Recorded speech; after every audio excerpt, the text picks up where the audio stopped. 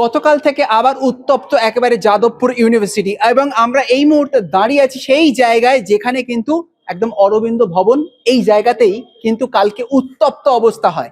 এই মুহূর্তে অভিনব বসু, তিনি এসএফআই এর আঞ্চলিক সম্পাদক যাদবপুর বিশ্ববিদ্যালয়ের, তার সাথে কথা বলে নেব কি ঘটেছিল এবং আগামীতে কি প্ল্যানিং রয়েছে, কিভাবে ভাবা হচ্ছে। দেখুন, এই কথা খুব স্পষ্ট যে গতকাল যে ঘটনা ঘটে তা কর্তৃপক্ষের মদত ছাড়া সম্ভব না। গতকাল ইঞ্জিনিয়ারিং ফ্যাকাল্টির একটি জেনারেল বডি মিটিং ছিল। সেই জেনারেল বডি মিটিংয়ে এবিভিপির গুন্ডারা প্ররোচনামূলক কথাবার্তা বলে, ইঞ্জিনিয়ারিংয়ের ছাত্ররা যথেষ্ট সংযম দেখায়। পরবর্তীতে এবিভিপির যে প্রেসিডেন্ট নিখিল দাস, যিনি আবার বিখ্যাত হক্কদরব আন্দোলন, সেই হক্কদরব আন্দোলন যে সমস্ত রেপিস্টদের বিরুদ্ধে হয়েছিল, সেই রেপের অভিযোগ যাদের বিরুদ্ধে ছিল তাদের মধ্যে একজন প্রাইম অ্যাকিউজড, তিনি এই মুহূর্তে বিশ্ববিদ্যালয়ের গবেষক। তিনি সেখানে এসে একজন ছাত্রের গায়ে হাত তোলে এবং গোটা ঘটনা সেখান থেকে এসকালেট করে। বিশ্ববিদ্যালয়ের বহু ছাত্র আক্রান্ত হয়, হসপিটালাইজড হয়।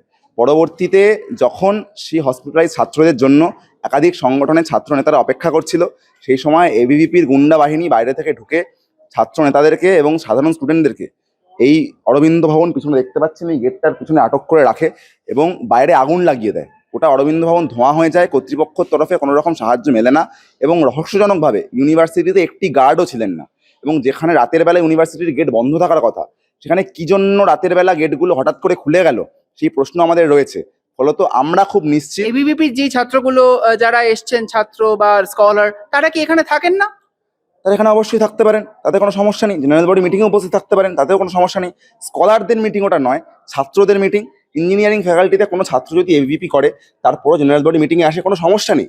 মিটিংয়ের যে এজেন্ডা নিয়ে কথা হচ্ছে, তো বিভিন্ন কথা হতে পারে। কিন্তু কালকে রাত্রিবেলা যে আগুন দেখতে পাচ্ছি, কালকে রাত্রিবেলা এই যে বচসা দেখতে পাচ্ছি, এবিভিপি তরফ থেকেও বিভিন্ন কথা বলা হচ্ছে, এসএফআই এর ব্যাপারে কথা বলা হচ্ছে বা সংগঠনের কথা বলা হচ্ছে।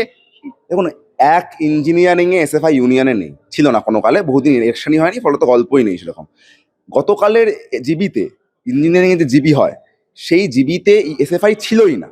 এসএফআই এর ডাকা জিবি সেটা নয়, সেটা ইঞ্জিনিয়ারিংয়ের সাধারণ স্টুডেন্টরা বিভিন্ন সমস্যা রিজলভের জন্য ডেকেছিল এবং ইঞ্জিনিয়ারিং এবং এসএফআই এর কোনো প্রতিনিধিও সেখানে উপস্থিত ছিলেন না। প্রথমে আমরা ঘটনাস্থলে আসি যখন ছাত্ররা বিজেপির গুন্ডাদের দ্বারা আক্রান্ত হয়। সেই সময় এসেও আমরা এঙ্গেজ করি না, বরং যাতে ঠিকঠাকভাবে মেডিকেল ট্রিটমেন্ট হয় সেই ব্যবস্থা করি।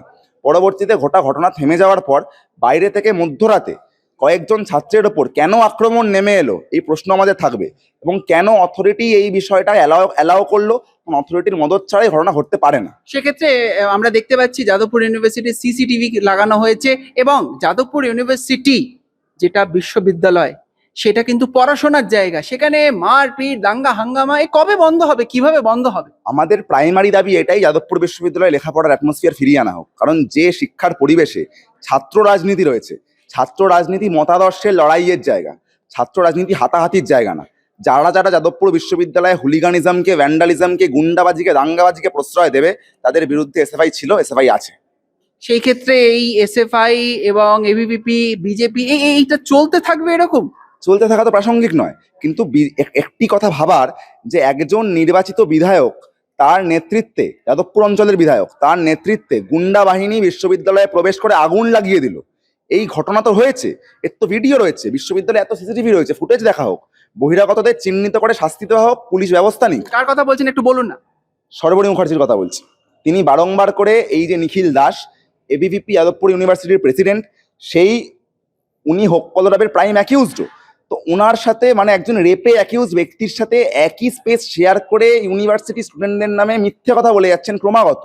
বিশ্ববিদ্যালয়ে বারংবার করে যে আক্রমণ নেমে আসছে, তার ফ্রন্ট লাইনে উনি থাকছেন, তার পিছনে উনি থাকছেন, সেই নিয়ে বক্তব্য রাখছেন, ক্রমাগত হামলা করে যাচ্ছেন। তো এর জবাব তো ওনাকে দিতে হবে, উনি তো বিধায়ক একজন। সেক্ষেত্রে এই মুহূর্তে কি প্রো ভিসি কে আপনারা আটকে রেখেছেন, কি ব্যাপার? ভিসি তো দেখাই করেননি, ভিসিকে খুঁজছি আমরা, ভিসি নিখোঁজ হয়ে গেছে। প্রো ভিসি এখানে রয়েছেন, আমরা অনুরোধ করেছি ওনার কথা বলার জন্য, কথা বলার চেষ্টা করছি, আশা করি এটা সুরাহা হবে।